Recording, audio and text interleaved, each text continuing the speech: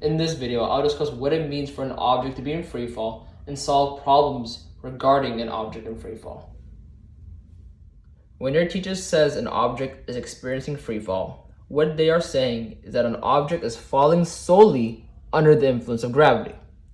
For instance, if we dropped a rock from a cliff, we would say that a rock is experiencing freefall and that it is accelerating to the ground at 9.8 meters per second squared.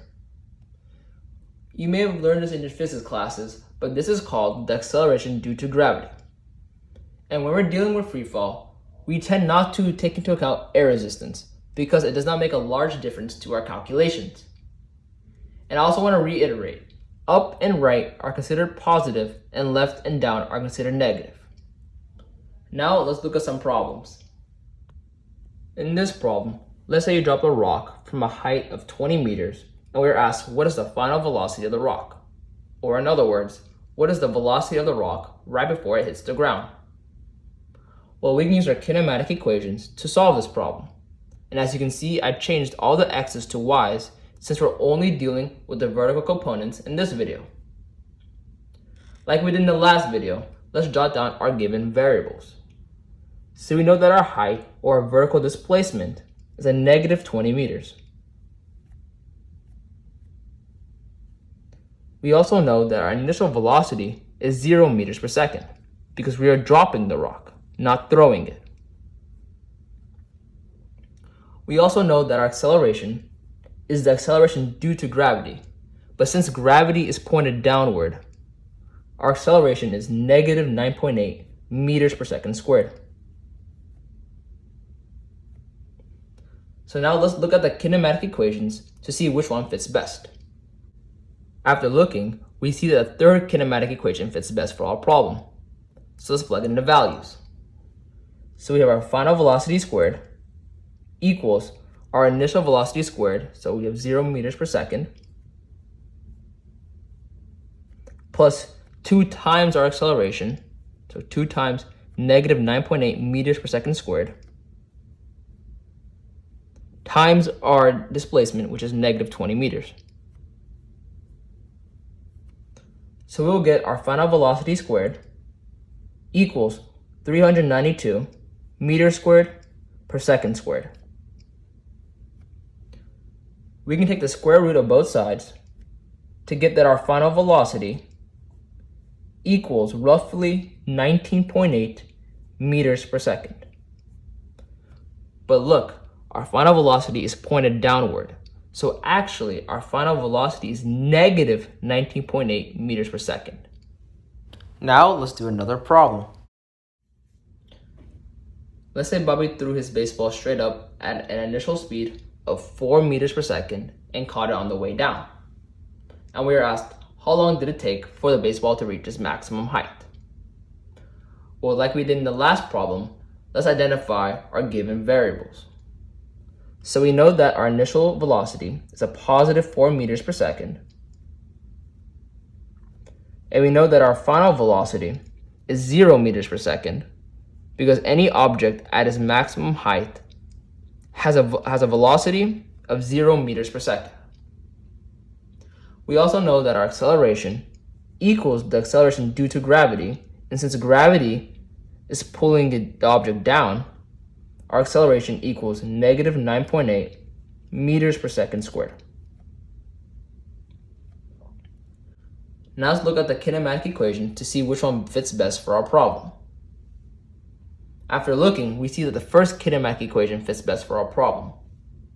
So let's plug in the values. So we have our final velocity, which is 0 meters per second, equals our initial velocity, which is a positive 4 meters per second, plus our acceleration, which is negative 9.8 meters per second squared, times our time, which we are trying to solve. We can subtract each side by negative 4 meters per second, so that on the left side we get negative 4 meters per second equals negative 9.8 meters per second times our time. We can divide each side by negative 9.8 meters per second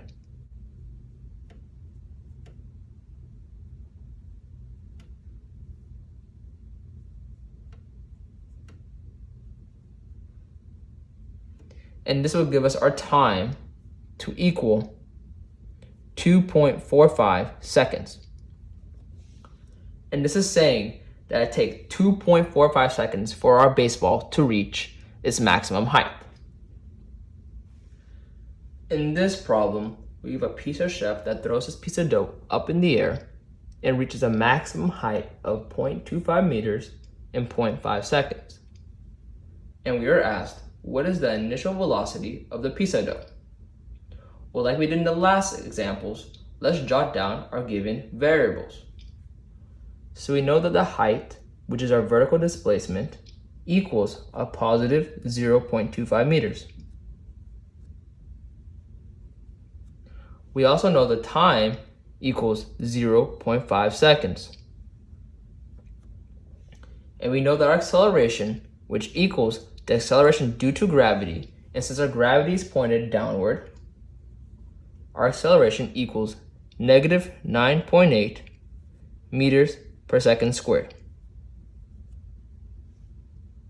Now, let's look at the kinematic equations to see which one fits best for our problem. After looking, we see that the second kinematic equation fits best for our problem. So let's plug in the values.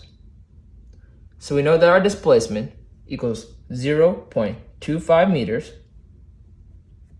and that equals our initial velocity, which we are trying to solve, times our time, which is 0.5 seconds, plus 1/2 times our acceleration, which is negative 9.8 meters per second squared,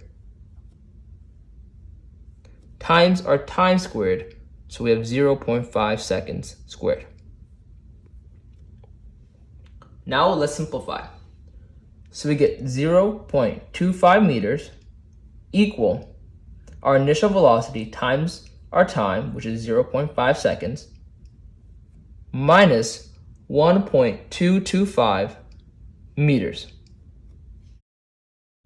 We can add 1.225 meters on each side to get 1.475 meters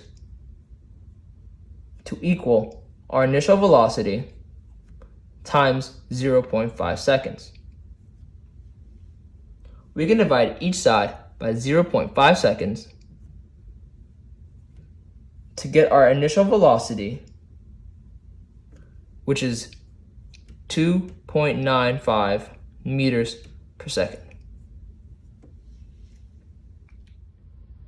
So when to recap, free fall is when an object is falling solely under the influence of gravity. And remember, acceleration due to gravity, g, is 9.8 meters per second squared.